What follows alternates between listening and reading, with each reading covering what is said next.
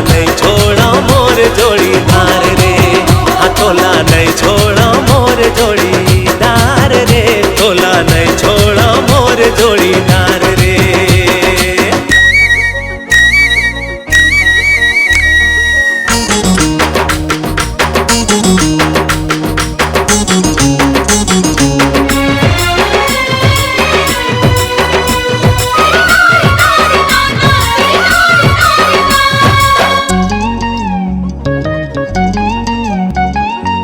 मैं तुर मिठू तै मुर मैना, दिल के बगीचा के तै फूल कहना।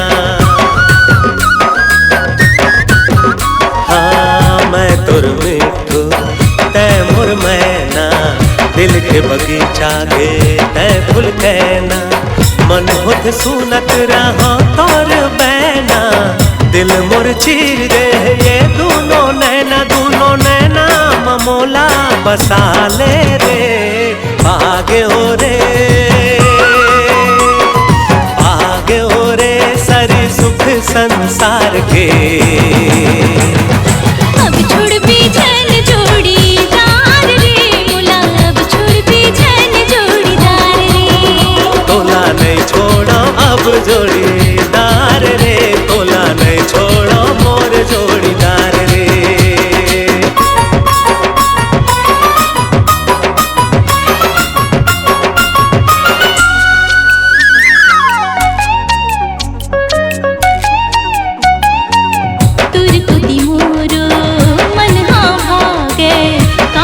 कैसे करो धक धक लागे, तुरकुती मोरो मन हाँ भागे। का करो कैसे करो धक धक लागे, तुर बिन आखिर तिहा भर जागे। फिर जन छोड़ देबे अब तो न पागे, मोला मैं हम अपन लुका ले रे। आगे ओरे